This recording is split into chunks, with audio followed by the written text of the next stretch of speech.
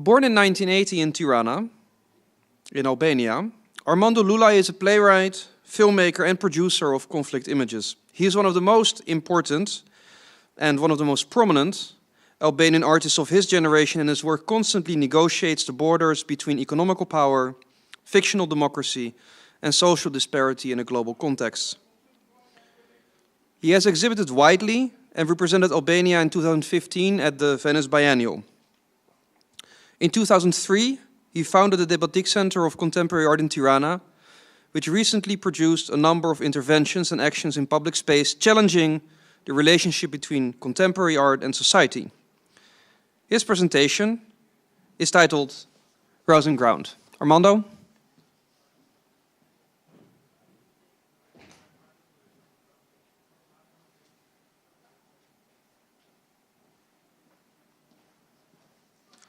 Thank you, Vincent.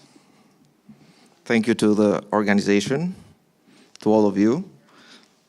It's a beautiful crowd there, and I'm liking it very much. The first time I was, when I first was invited to this to this festival, I thought about Hague, and the Hague has a particular significance for the Balkans and a particular significance for the people of Albania as well. You know, because The Hague represents this city where peace and justice is present, you know, and I don't know how it is to live in Hague, for example, but I'll try tonight to make some points in a presentation I've called Rousing Ground. Rousing Ground, and I have some topics. Topics are related to my country, are related to my practice over the years, you know. The first topic that I wanted to talk is power. And I think that there is an unresolved case that begins in 1990 in Albania of what I consider a missing revolution or the beginning of an endless postponement of the democratic system in Albania. The regime changed, but what we saw was nothing more than a gut market neoliberal liberal domino effect that came from elsewhere. And this effect reached its peak in '97, and we witnessed the privatization process, and that is continuing until today. And I think that everything concerning art must be rewritten after '97. The works I'm showing here are only... Sorry, I have problems with this.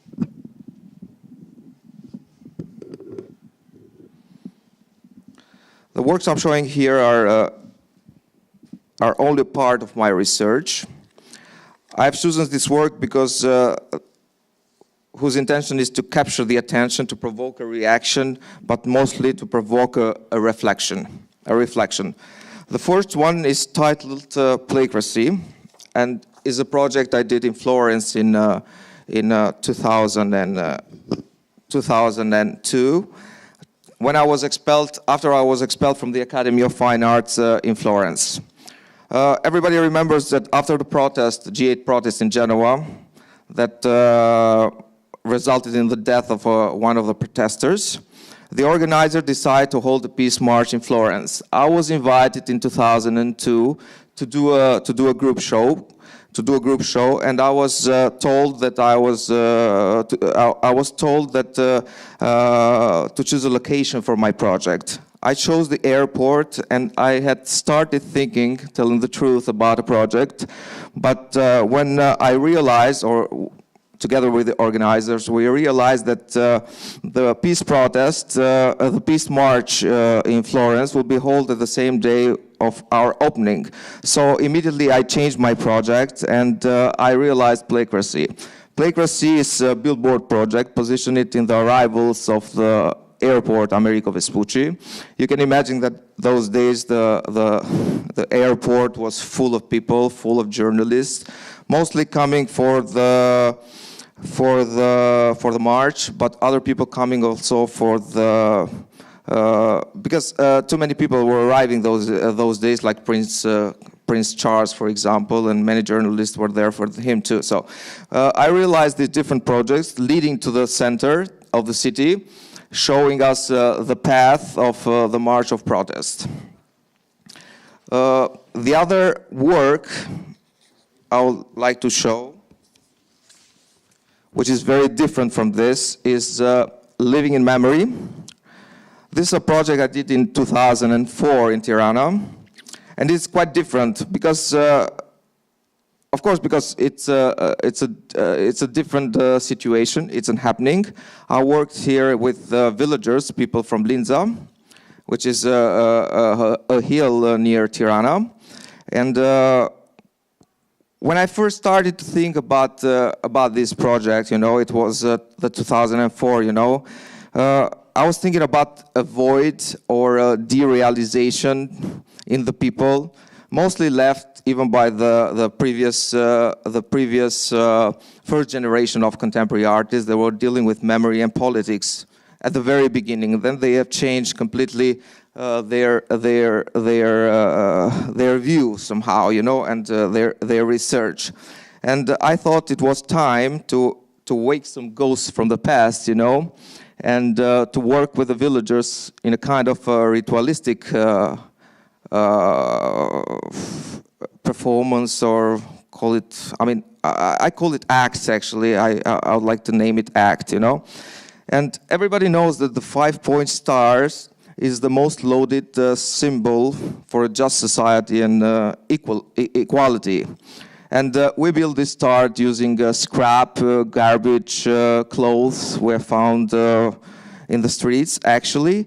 And the idea, when I wanted to do this, you know, is to create somehow a moment of suspension. A moment where the realizations of our ideals, you know, together with the violence as well, could be suspended for some minutes. And they were suspended for some minutes because the star standed still only for 3-4 minutes and it crashed down, devoured by its own fire. This wasn't happening. I previously said that this is very different from the previous one because this was made for some eyes only for the villagers and for the people, for example, that were passing by with cars in this hill.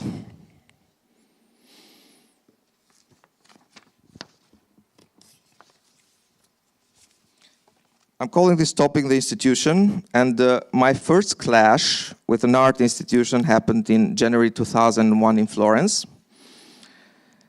After I left Albania in '98, only a few days when one high member of a right-wing political party was murdered in the center of the city.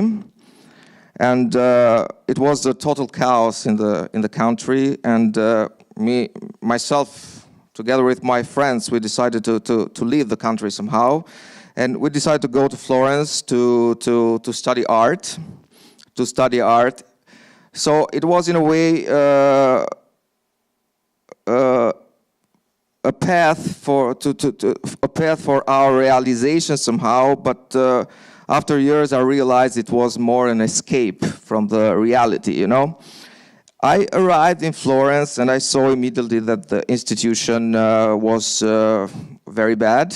Meaning because they were doing things we have done in the high school. You know. So I organized, together with a group of very international, we were a very international group, you know. I wrote actually a manifesto titled Underground Movement. That was a manifesto against the academy, you know. The academy, and we were not going actually, we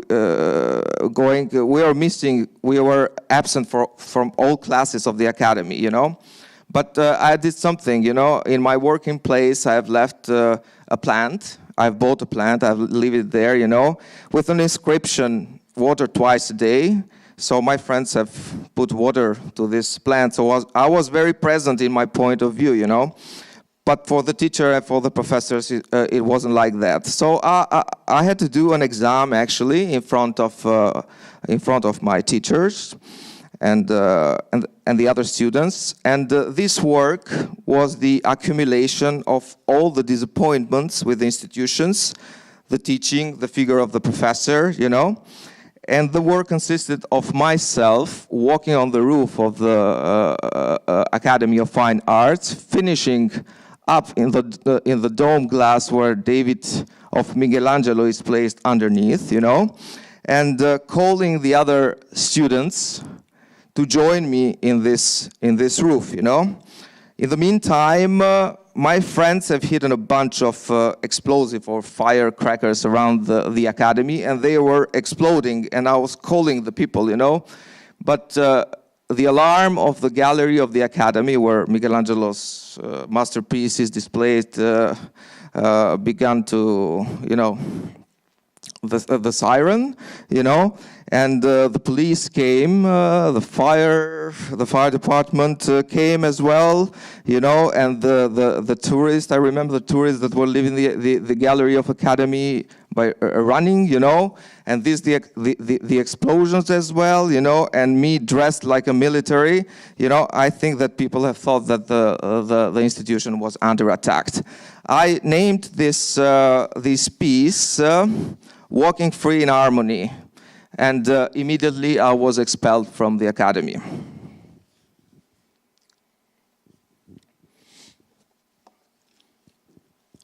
Over the years, I've always come across with structures of power, you know, and all these structures of power leads to the state, actually. In my country, in Albania, the culture is being produced only from above, you know, and there is a governmental control over independent institutions. Culture in general, but specifically contemporary art, is being used by as a PR left strategy. We have the socialists in power, actually, to obfuscate some extreme morally and intellectually bankrupt stupid minds and to show the progress using this specific tool. I think this is very dangerous, you know, and the most dangerous things with the Socialist Party, I have to say previously that our Prime Minister is an artist as well, very emerging. It's the only emerging artist right now, you know. And I think the most dangerous problem the socialists have is that they are governing as if they were inside a work of art, you know. They are behaving as if they were inside an art platform and performing for a specific public.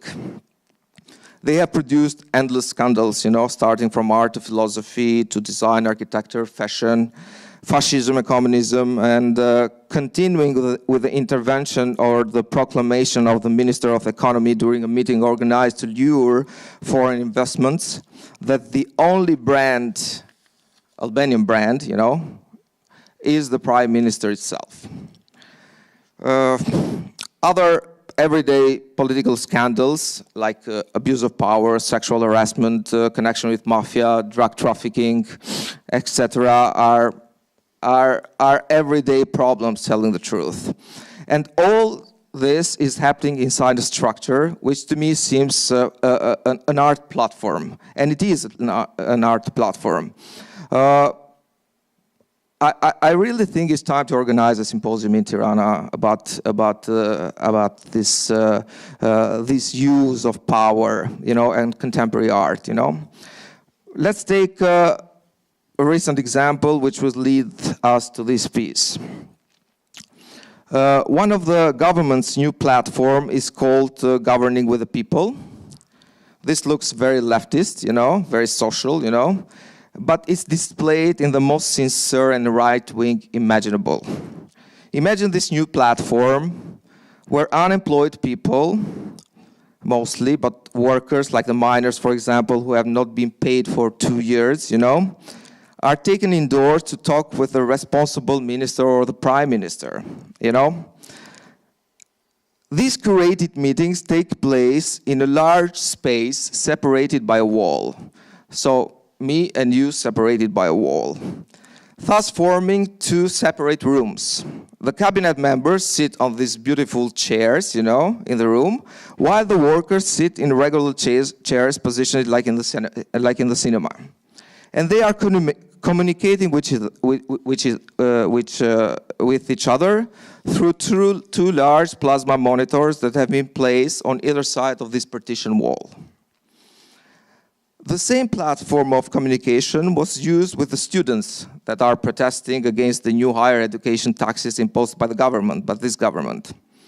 The independent media, for example, is completely absent from these meetings.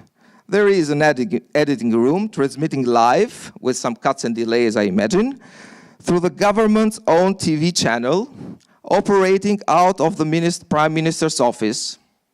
You know? In a totally surreal environment, this TV channel is organizing shows as well, like TV shows properly, when the ministers take turn playing the role of the TV presenter, explaining this administration's achievement to the public, who is placed in the role of television spectator. And in a separate room, they are organizing daily interviews with members of the government with prepared questions, posed by a stuntman in the role of the journalist, by whom we see only the back. Distinctively, and this is important, the chairs of this room are very similar to Frank Gehry's 70s experimental Aegis Club chair made out of cardboard. I think that rather than interpreting like they were inside a movie or producing a film, like most people do believe actually in Albania, they are performing inside the structure of a platform of art for a very specific target or audience or public, for a very, very distinctive spectator. And during my research, during the years, you know, I've been always interested in this space that separates the government from the people. And this is the case of this large bulletproof glass, 400 kilos, you know, I produced for a show. This is a copy of large glass, a copy of a bulletproof glass, which is used by the President of the United States or Angela Merkel as well, when they are meeting the people in public. You can't see these glasses because all the media apparatus is shooting through them, not permitting to see these bulletproof glasses, for example. I mean, I do understand, for example, the security protocols, but I'm more interested in the layer of separation from the crowd, which is obviously considered to be unpredictable. In 2015, I produced this work using a very well-known reference by the art history, which is the large glass by Marcel Duchamp. Everybody knows, you know. But I called it because I didn't want to emphasize the similarities, you know, rather the differences of our time. And I called this piece the bulletproof large glass. I had too many problems with this piece because I produced it for a show organized in the National Gallery with artists from the 70s. It was, I remember, a beautiful piece by Yoko Ono, a whole, everybody knows, I think, you know, made of glass. All the pieces should be made of glass, you know, and of course Joseph Kozuth and things like this, you know.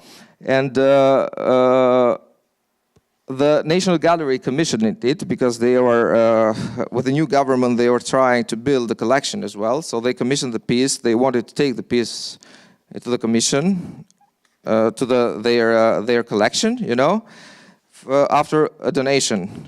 So I agreed to donate the work, you know, but after that I had really big problems with them because the paperwork, I don't know, somebody didn't want the work, you know, and the paperwork was so impossible to sign, you know, the donation was made impossible because they wanted to sell immediately the work to third parties and not to use it in the collection, you know. So I didn't donate the work, but I destroyed it.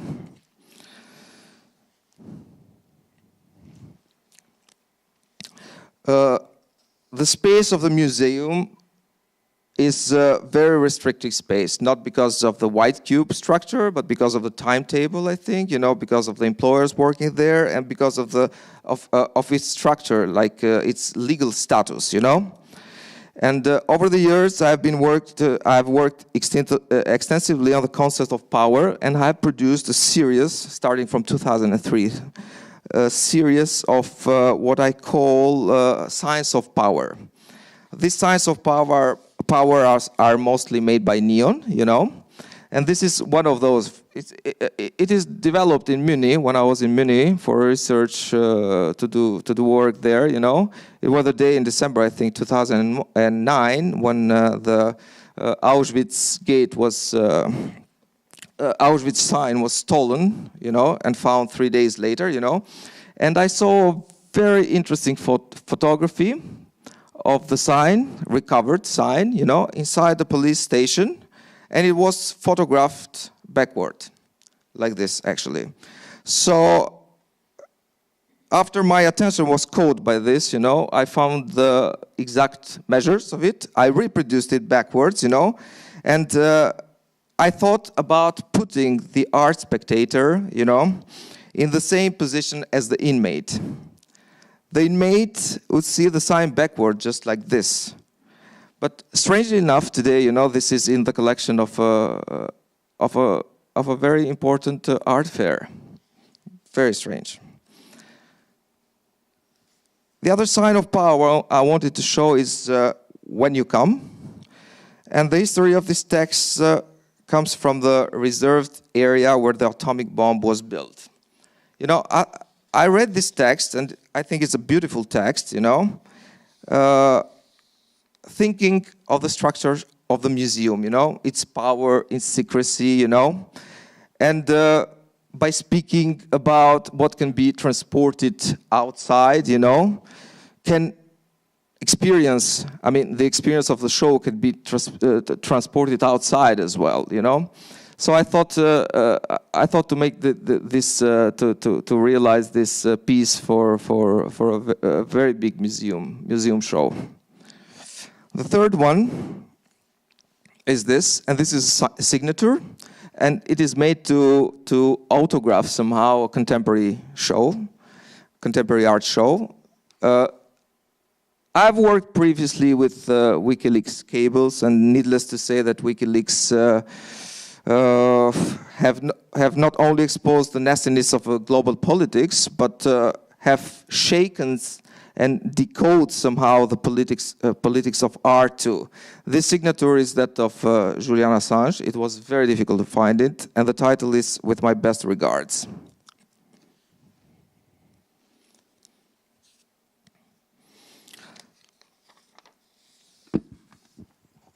Sorry, yeah.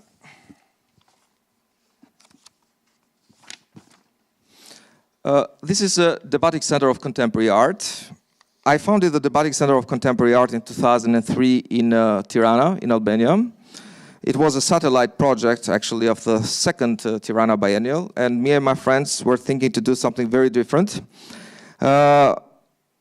Looking at the biennials growing like mushrooms everywhere, we somehow were able to find the artist and the curator's nationality, and worked on a imaginary pavilion dedicated to the countries that were not invited, countries like Syria, North Korea, Burkina Faso, etc.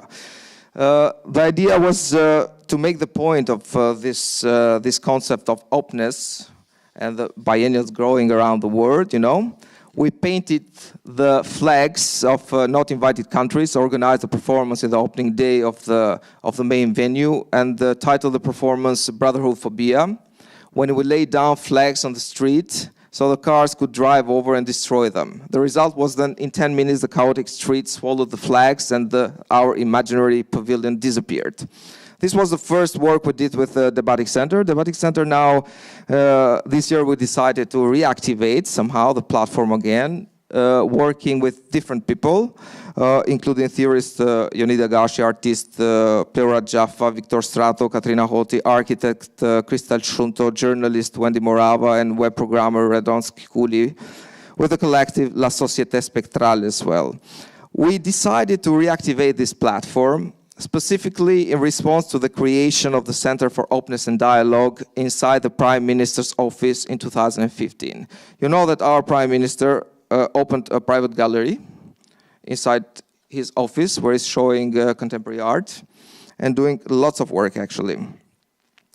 So CODE is essentially a government platform showing art, Albanian art, with the government that is rotten to the core.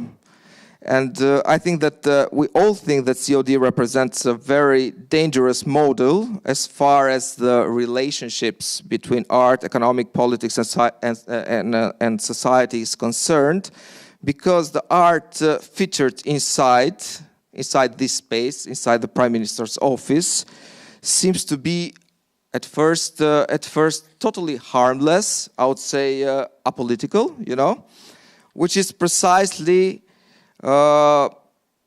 why it's so utterly complicit with this endemic corruption that the Prime Minister's office represent. So we thought it was time to create an alternative, you know, and to really open the platform where debate, for example, would be the center of the operation. You have to know that to create art or to deal with contemporary art in Albania, the first tool you must understand, learn, or use is bribery. Everybody knows what is bribery, you know? And this tool, this modus operandi, started after the shock therapy in '97, where the society was forced to collapse, you know, and needed a new start. We had a very distinction, like a very particular distinction, because we had a number of 3,000 people dead, actually, in '97. And what is interesting, beside other points, for example, is culture and politics, for example, you know. And one of the first places to be transformed, you know, from cultural institution, you know, to gambling spaces, lottery or betting spaces, were cinemas and theaters around the country. And still these cinemas and still this theater are betting spaces in Albania, not cinemas anymore, you know. And instead of the white screen, you have these plasmas showing dog races, soccer, football, gambling, horses, you know. And you see these people seated in, like, they are not anymore in cinema, but in a very contemporary cinema, you know, looking at the screens and betting in real time their futures somehow, like in a Russian roulette kind of pleasure, you know. This is very interesting for us, and we are working with this thing with the DebatikCenter.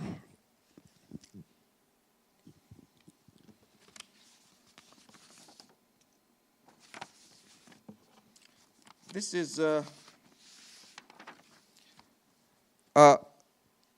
in 2011, I started a 5 years project titled Albanian Trilogy, a series of devious stratagems, and it's a project that includes 3 films. I'm going to show only the 3 films, since the first 2 will be only photos, and the third one will be a short clip.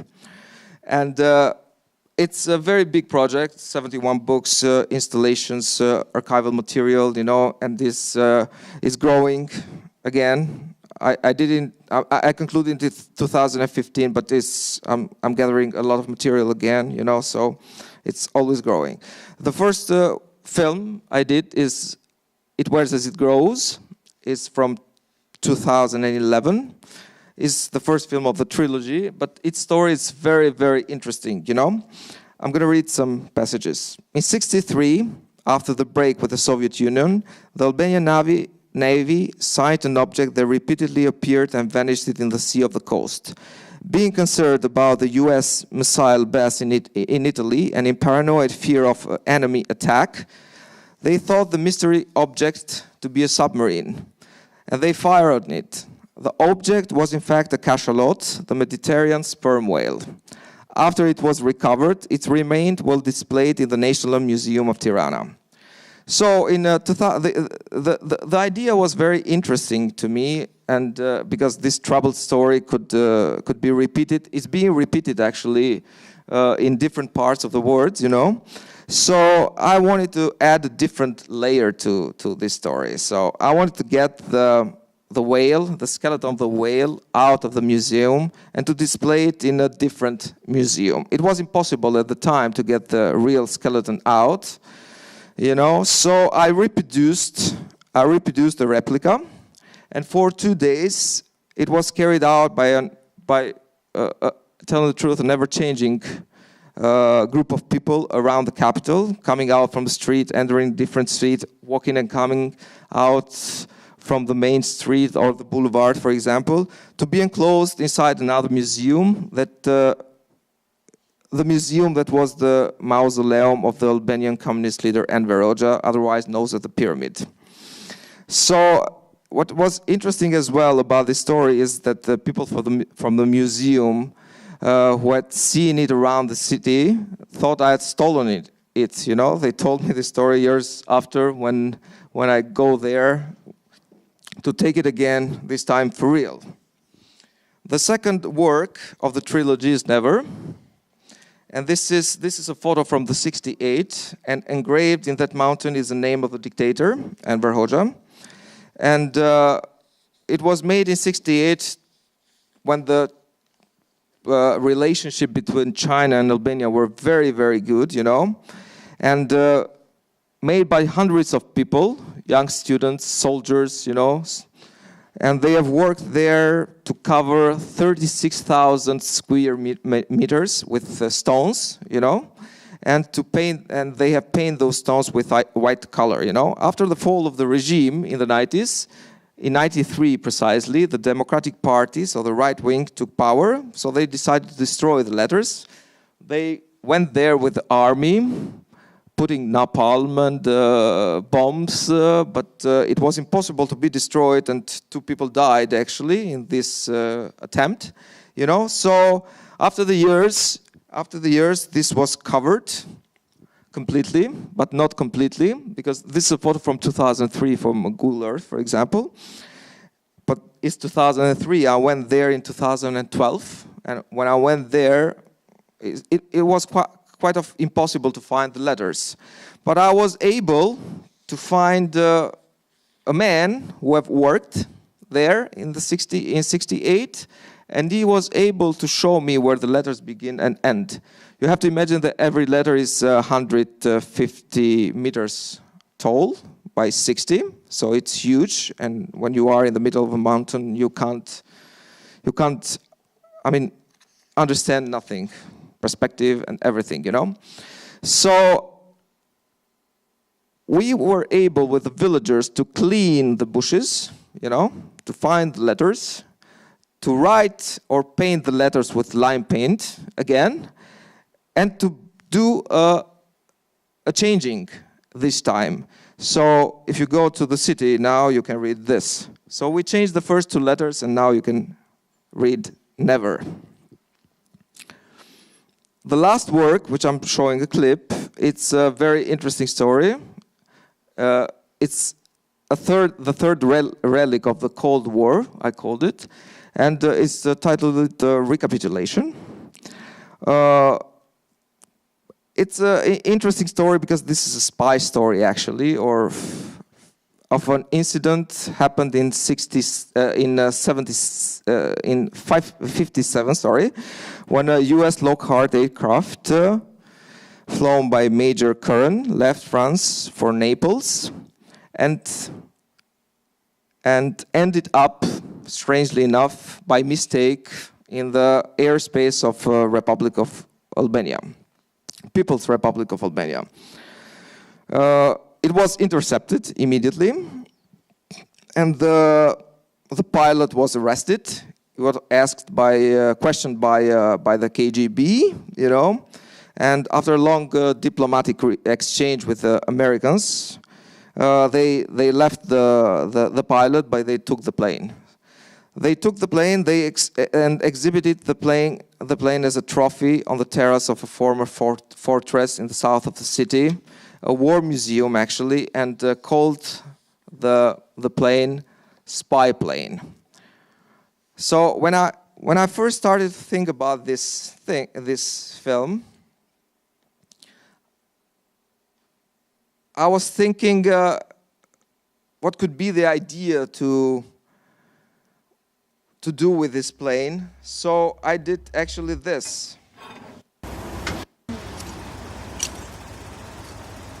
I went there in the castle. I took 2 cranes inside, and I was giving the plane another flight.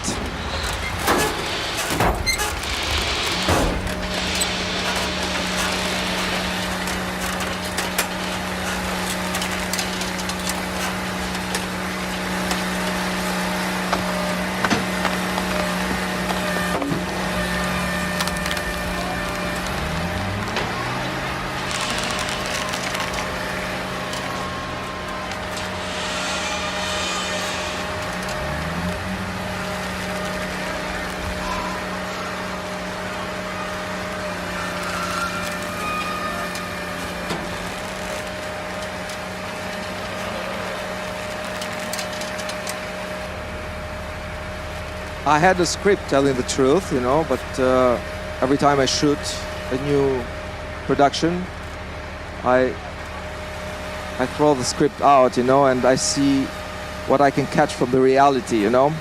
I had a previous script which I didn't use for this movie because something happened. Something happened during these hours. I left the plane like this, you know.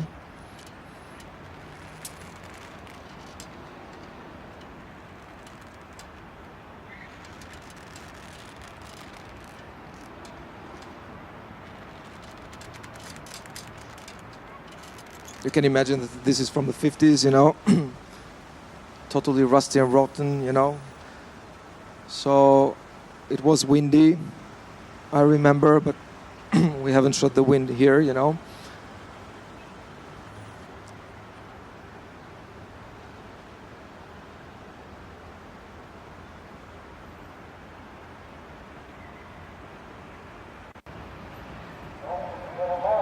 This happened.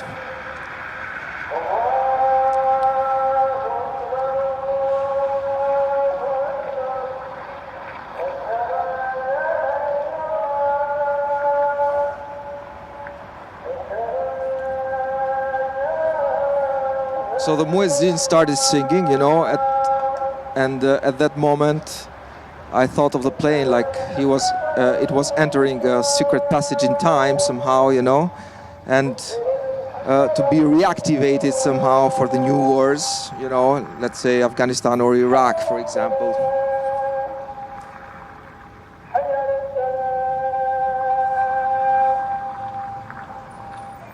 So actually like a drone of our time.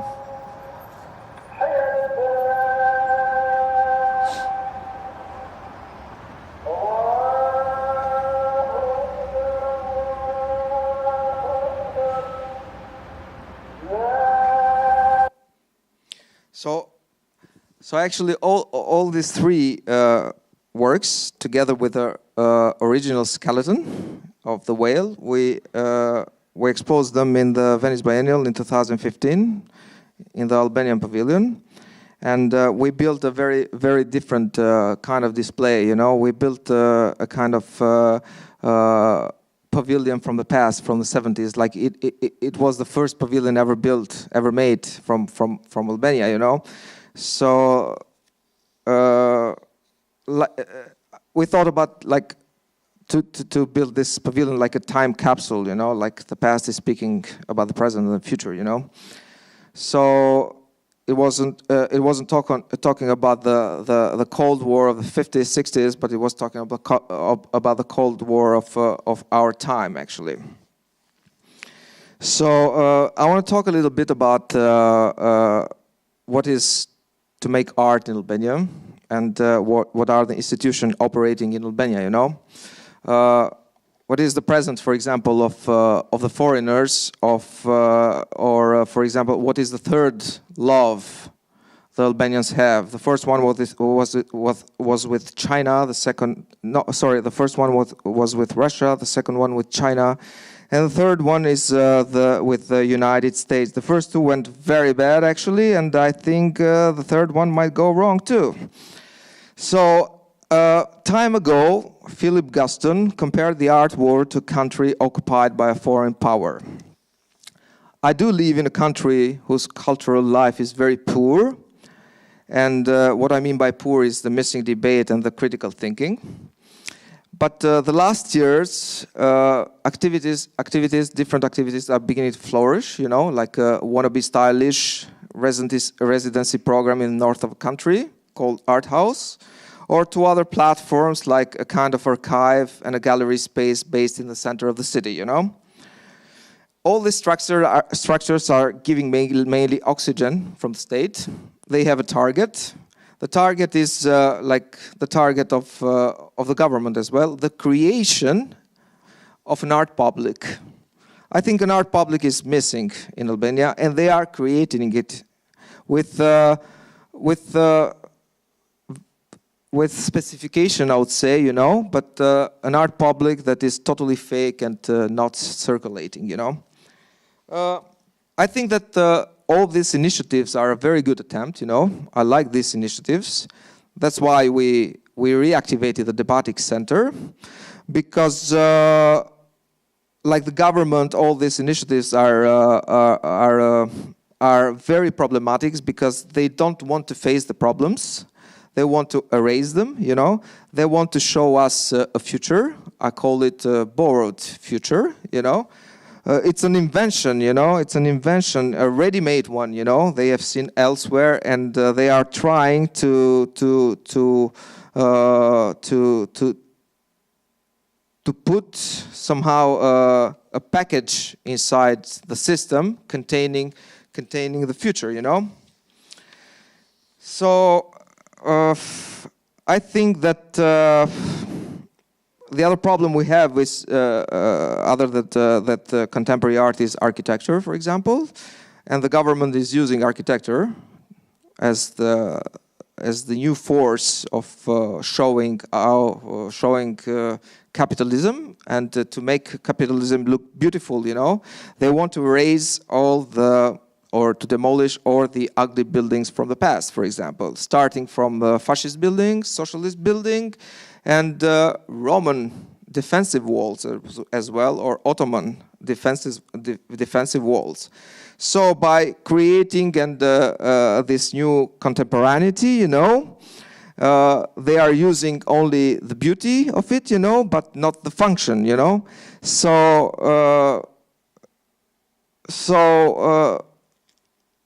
I think that all these structures, for example, I don't have pictures here, but towers or squares are made so in hurry, you know, just for personal profiting or corruption, you know. And I think that with this fast and tiring race, this corrupted politician, together with their artists or architects, you know, are trying to put all the society inside the high-speed moving train just to be present and see the crash at the same time with you, so with Europe. So with the DebatikCenter, we are working on different platforms, and one of this is imagining futures, you know. And as I said previously, after the 90s, the future was the West. Not the West like Europe, for example, but the West like the United States, you know, of America. So the people imagination, you know, was fulfilled with this in 2 decades with this West imagination, you know. But we are in Hague, and things are very, very different right now, you know. Things are changing, you know. I have to tell that something happened in 2013. The first protest ever was held in front of the U.S. Embassy, you know, against the chemical weapons dismantled of the Syria chemical weapons, you know. So, and the future of Albania with the West somehow has been compromised in that moment. So this mostly for the old generation, the generation of my parents, for example, or a little bit my generation. We have problems with the past, but because the new generation is completely other clues, other situation. For example, for the generation of my parents, the foreigners is someone to trust, you know, somehow, someone who has the power, you know. And for the new generation, the foreigner is just the immigrant, you know, the other, like it's in Europe. So it's things are changing very fast, and this is very, very interesting.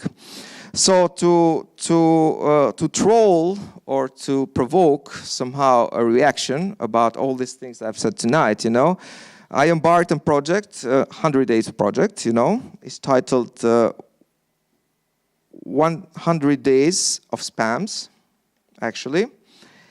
And I was writing, I started this project in November 2017, you know.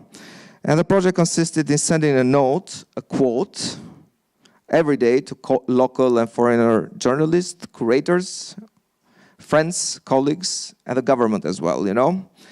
So I named these messages spams, you know, because any critical thinking today in Albania is being considered as spam, actually.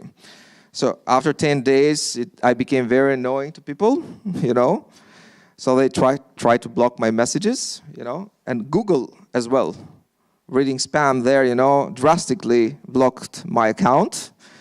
But I was able to open a new one and to continue the project. The idea was to talk about our groundlessness society, you know, with this project, you know. A society which is doped by politicians and promises, you know. So to read or to find to imagine futures, to talk about the contemporary conditions as well, you know, to talk about the ghost enterprises, you know, operating the country, or to be more specific as well, to write a letter to a dead curator the same day he passed away, or to write as well of the mayor of New York, giving opinion to him with what to substitute the racist Confederate monuments, for example. So it was not just a local thing; it was a global project. Thank you.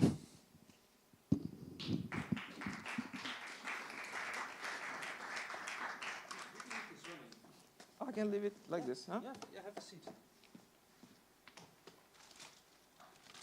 Take this. Oh, you should take your mic.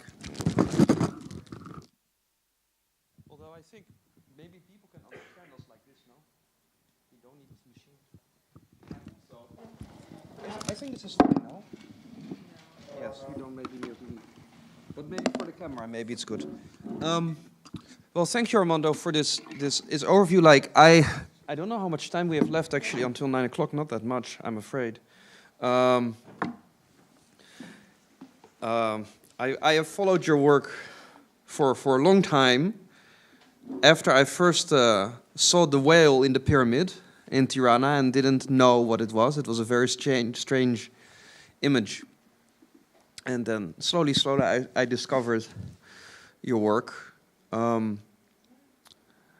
I think what is so interesting about your analysis is your idea that, which I think is it's a true idea, is that the Albanian state operates within an artwork at the moment. Yep. This has been very clearly said by the Prime Minister, who has at several occasions spoken about his country as an artwork. Literally, like I paint this.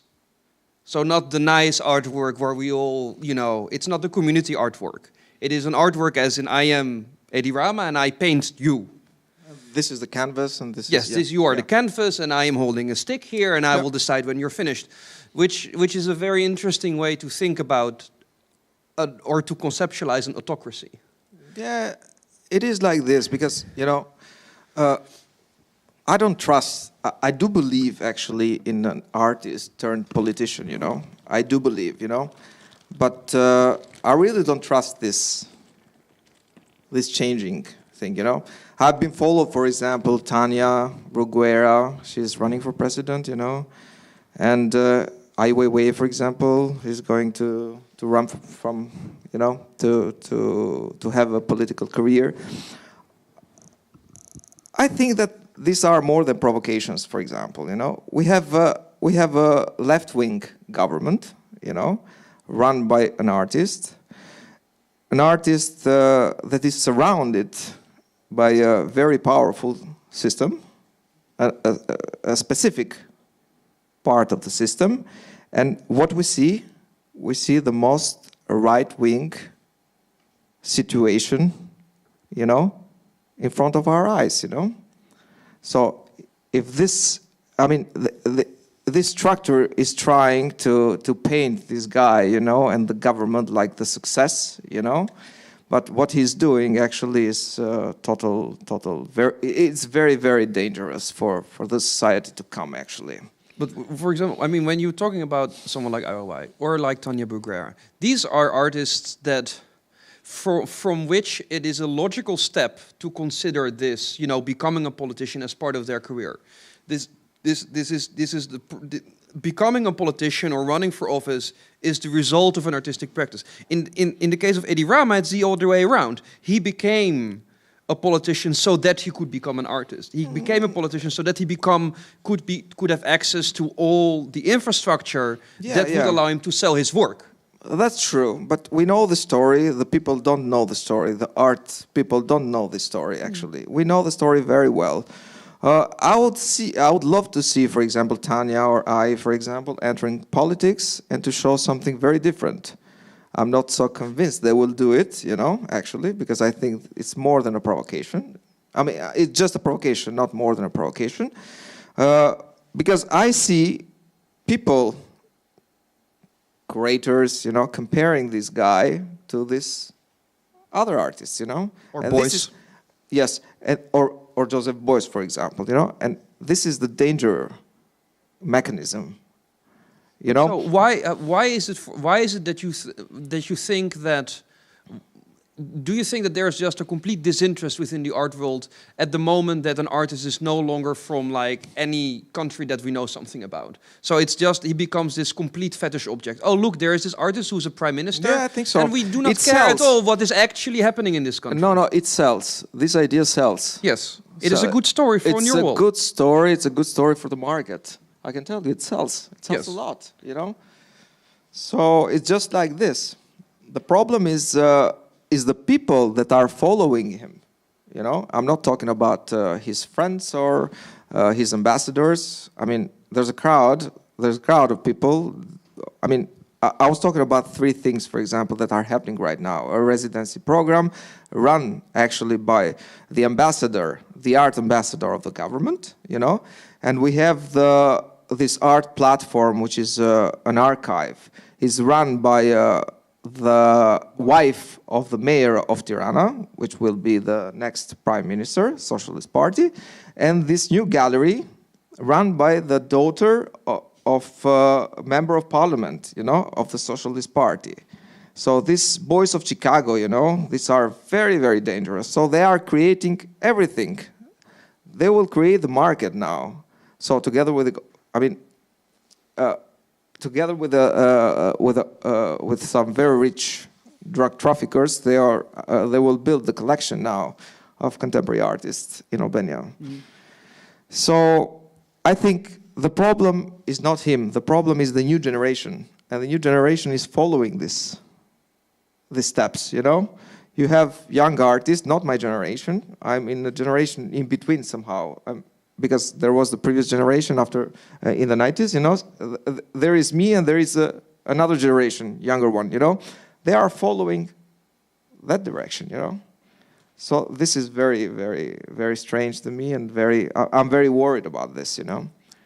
But, on the other hand, don't you think that, or I've tried to think about it this way, that the way in which contemporary art is expanding in Albania as this type of completely artificial market, artificial markets, as a way of massive money laundering, is actually nothing else than that has already happened in many other places where Abu we have Dhabi? seen Abu Yeah. Dhabi. Of course.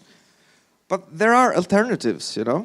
There are different ways of how to deal with the truth, for example, you know.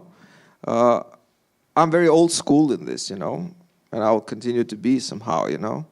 So it's not about opposition, it's about how I see the world, you know. I don't see it like that, you know, just this, you know. I'm working towards a new alternative, you know, not just in the country. I was showing tonight just some works I've done in the country or what I'm doing in the country, but my works is more wide. You don't want it to be reactive. Sorry? You don't want it to be purely reactive. It should be something that's completely...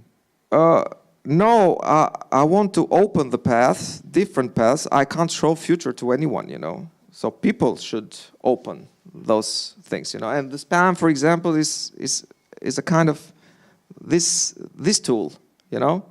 So if you read a spam, for example, there is a way to... I mean, I'm not showing the way. I'm saying that's the way, you know, somehow, how I intend it, you know. Do we have... Yes, from the audience about the work. I'm just curious, say, about the role of irony in a lot of the early works you made, and if... Irony, yeah. Yeah, like standing on the roof, and I don't know, I kind of admire it, but at the same time, I feel like there's a lot of... I'm wondering my role as a viewer, also being very, from London, but then also here in Holland. The kind of tactics you employ, I just wonder if they're so... I like to play. I like to play, tell the truth, you know. I like game a lot, you know. I like art to be unexpected somehow. I like art to be taken you by surprise, you know. So these are not tactics. This is the way I see the world somehow, you know. So not tactics at all, you know. Of course, when I do a movie or when I install a work in a certain place, there are different layers how to read the work and how sometimes very difficult to read, you know. Sometimes very, very difficult to read, but it's my way of working. There are other works, for example, that are straightforward, you know. I've done this kind of works, very straightforward, but I'm moving towards a more personal situation right now, you know. So was it a B-52 bomber? It looked like an American B-52 bomber that you excavated and then lifted out of the... No, it was a T-33 shooting star. Yeah, it was I mean, I think I was more not a bomber. This kind of suspension of this derelict bomber. Yeah, but it was an American plane. They have called him, name it spy plane, you know, a spy plane, you know. So the idea was to reactivate somehow this spy plane, you know. And I wasn't talking about the past, you know. I was talking about the future. Well, you've consistently, in your work, you've consistently used images and symbols and relics, as you call them, from the communist past in order to comment on the Albanian present. Yeah, not for example, large glass is not like that, you know. Sure. So the trilogy. But there's a part, yes. The trilogy, yeah. It's Yes. a And part. also the star, for example. And the star, yeah. But the star, it's of course I've made it in Albania, you know. I wanted to make it in Ukraine recently, you know. They didn't accept it, and because it's a very interesting situation right now there. Albania was the perfect ground for me to work because it was very cheap. I could work with economical tools. I still work with very economical tools, you know. But now it's completely changing, you know. It's not it's not the same, you know. You can't do a work like that, for example, right now, you know. Because you the can't, state has changed. The state has changed. The modus, the thinking of the people has changed a lot. So you can't do a work like that. You can't convince, or not convince, you know.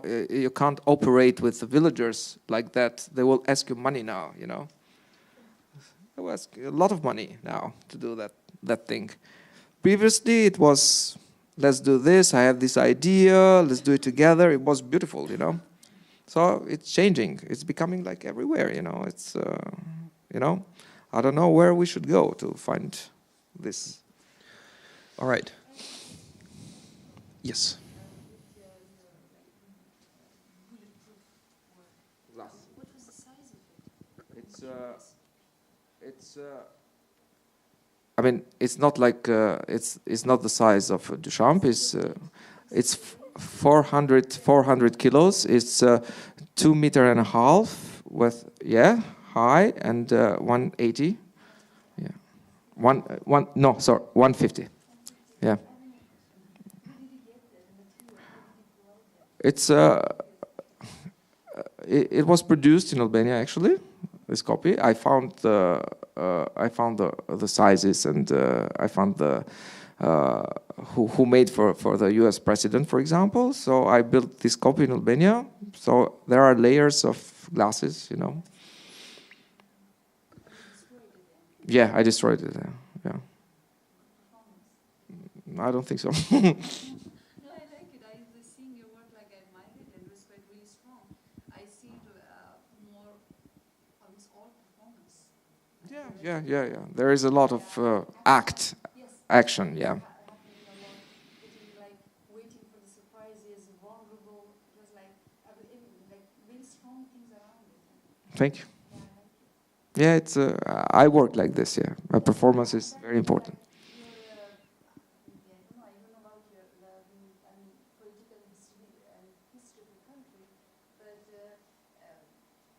I'm surprised or amazed, both at the same time, about your idea on the point of view on Ai Weiwei's work. I mean, you put him in the box of politics, but not against politics. Do you think like there's a difference? I don't know how it is. Maybe I really like the question, but I also have to take care of the time. Yeah. So maybe we can put the question in the break. Yeah, but I don't know Ai Weiwei. Yes. I'm sorry, I really have to, because like they're even sending me signals, and like I know I'm him just like a puppet of the regime. like artist, but I'm not talking about his work. So I can explain it. Yes. Thank you, Armando, for the presentation. Thank you for coming here from Albania. Stay around. Thank you.